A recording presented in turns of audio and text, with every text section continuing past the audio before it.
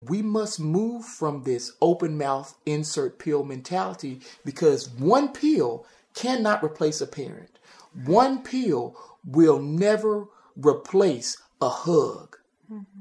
A lot of our young people in foster care, there's 4 to 5 staff members, and not one staff member is right there at night to tuck them into bed, to give them a hug and say, son, it's going to be okay. But what you find is staff members with a cart pushing pills so they can take their nighttime medication. That's not conducive to anybody coming out and reaching a point of self-actualization. Life, wisdom. Thank you for joining me on The Truth Talks. I'm your host, Karina Rachel. I'm joined today by Tyrone Obaseki. He's a motivational speaker. Today we're talking about his experience in the foster care system, and in particular, the use of psychiatric medications on foster care children. Thank you so much for joining me today. Thanks. It's nice to be here today. So in a previous video, we started talking generally about your experiences in the foster care system. And we talked about restraints, we talked about abuse, and we talked a little bit about the prescription of psychiatric medications to children in foster care. Right. Can you talk a little bit about what age you started receiving these medications and maybe your experience with them that got you to where you are today? Right off the bat, I remember being placed on medication in pre-K. Wow. I actually remember being given little white pills as a way to control my behavior, to be honest. I think it was deemed that I was very hyperactive and that medication was the way to control that. And then throughout being in the orphanages, I remember taking larger, big, fat, yellow pills, and I remember taking Depakote, Adderall, Zyprexa, Remeron, just numerous medications. As a child? As a child, yeah. Wow. In fact, I actually remember being restrained for not taking the medication. And no child really wants to take that type of medication because it curbs the appetite sometimes, in which not eating can also affect the behavior. So it's like a cycle of abuse. Yeah, certainly.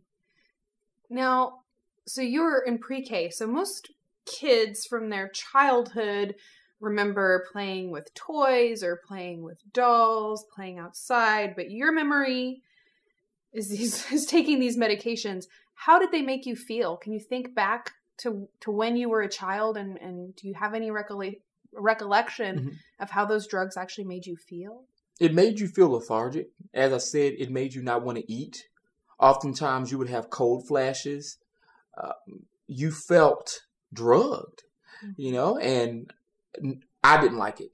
I didn't like it, period. No child should have to deal with that.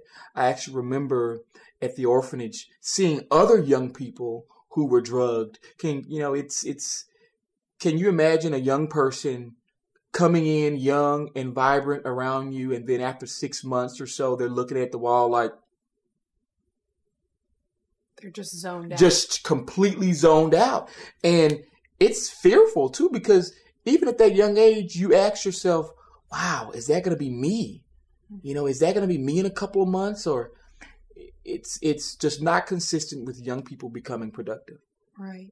And so for you, the initial prescription of these medications was for behavioral control, that you were too hyperactive. Right. It's all to ensure that you're nice and docile. Because if we really want to change how our young people are acting, we would look at the root and not bandage the issues with a topical solution such as Adderall and Ritalin. If a child is hyperactive, how about finding opportunities for that hyperactivity to be exhausted, such as sports, such as artwork? A lot of young people who are hyperactive have a lot of talent that we need to tap into. That's potential that is not met even at the young age that they're at. Right. And who's ever known a child who didn't have a lot of energy? Of course. Who's ever known a child that you couldn't call hyperactive to some But extent? the problem in CPS is, how do we entertain and hone in on all that energy if we have 10 to 15 young people, sometimes 35 young people in the same area? Wow. It's not cost efficient. There's not enough staff who's willing to do that. So that's what we have to change. So basically making the children more easy to handle, easy to take care of, so you can have less staff taking care of them because they're just kind of zoned out in the corner, not making a fuss. Exactly. That's exactly what it's about. And so this medication, the psychiatric medication, is this something that continued throughout the extent of your time in foster care, or did it kind of taper off as you got older? You know what? It did continue all the way up until I was 17. In fact, at 17, I have documentation to show that I actually was labeled bipolar, schizophrenic, and with explosive disorder. And if our young people want to become successful, that can kind of hinder them because you have these labels. Mm-hmm. No one's going to hire you on with the FBI if they can look back and see that you were labeled schizophrenic or bipolar. Mm-hmm. You know, so a lot of young people, I do remember asking their caseworkers, well, how come I'm taking this medication? Oh, well, it's because you have a chemical imbalance. Instead of dealing with the issues, they automatically assume that due to the trauma that the young people face before entering CPS, that there's something with their cognitions and their mental capabilities. Wow. Now, we've probably exhausted the topic of the chemical imbalance on this channel, pointing out that there is no biological proof of this so-called chemical imbalance or biological cause of these different emotions and behaviors and things like that. So at this point in your life, I mean, those labels that you received, really, it's nothing more than a label. There's no way to prove that you have any of those so-called disorders or anything like that. So once you got out of the system, were you able to just kind of, go off of the medications and, kind of maybe disband of those labels? I stopped taking the medication at 17. I just stopped taking them. Once I aged out of foster care, I stopped taking them and I started focusing on my goals. Mm-hmm. And the truth is that the government will always have access to your records. Certain jobs I will not be able to get because they're able to look back at what happened through CPS. Mm-hmm.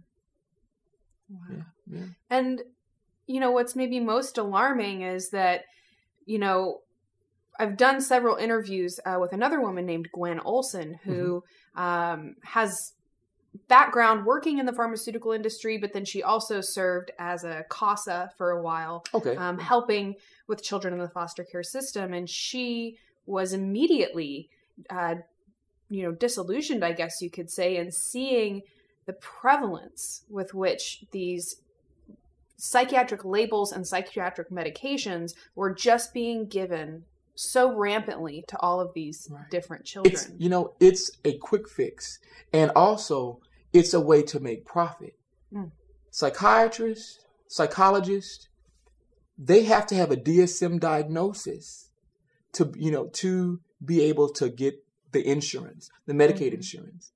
And so rather than dealing with the internal issues and having a child sit down to talk with them, they'd rather give them a pill to make sure that they're zoned out and sedated. It's just not right. Right. It's a lot less effort, a lot less work to just give a medication than to actually spend the time with the child that would really actually help them to deal with those traumas and deal with those things. And yeah. And that's why a lot of young people are coming out of the system and they can't function because for years they have been given a little white pill to solve their problems. And what they come to realize is that the little white pill only bandaged your trauma. And now you are faced with the reality of what hurt you.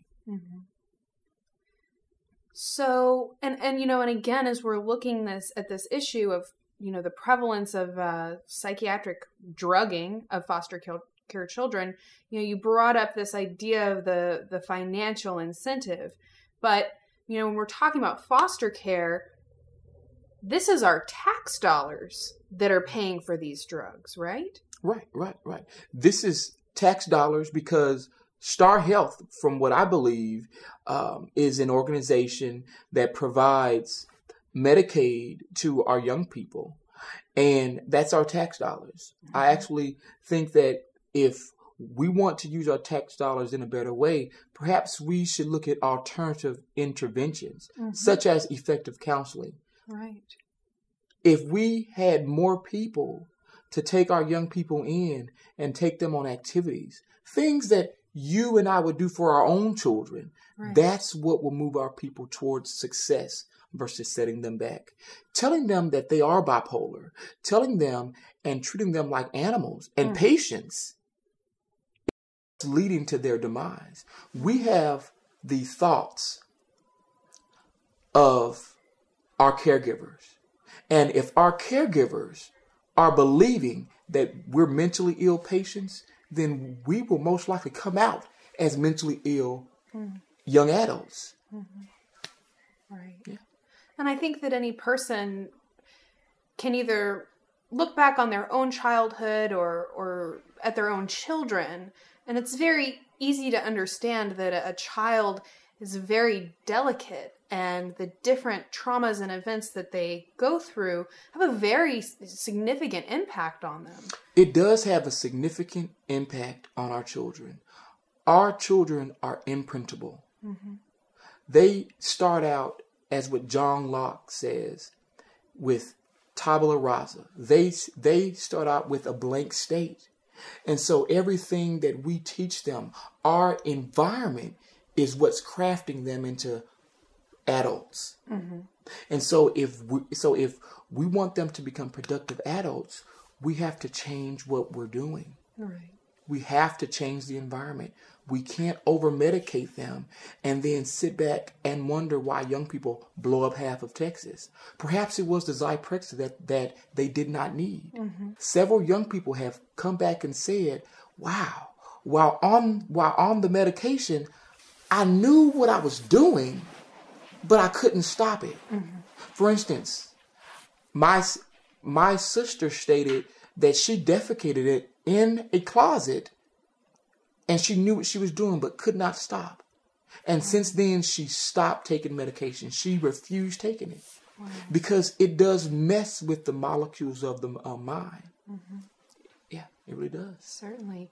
So, especially when we consider that, at age 18, these children are, released from the system, and now they have a dependence on all of these different drugs that they can probably not pay for now. Most children don't get out of the foster care system and immediately have, income to spend on these expensive drugs.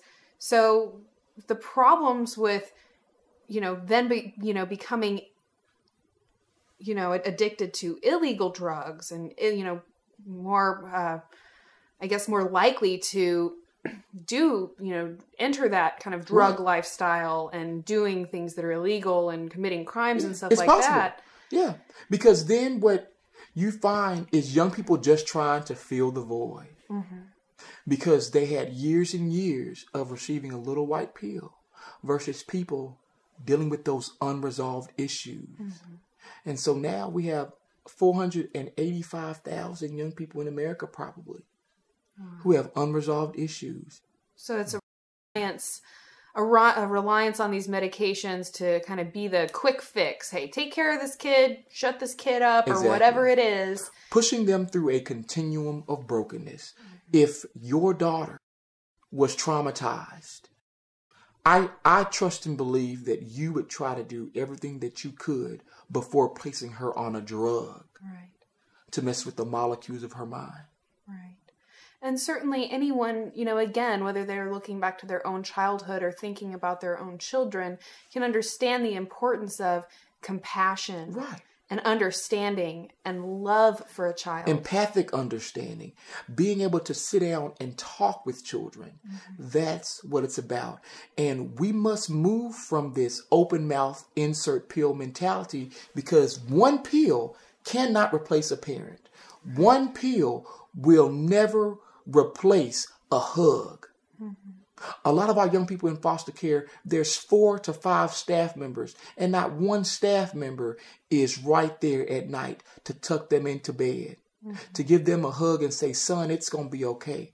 But what you find is staff members with a cart pushing pills so they can take their nighttime medication.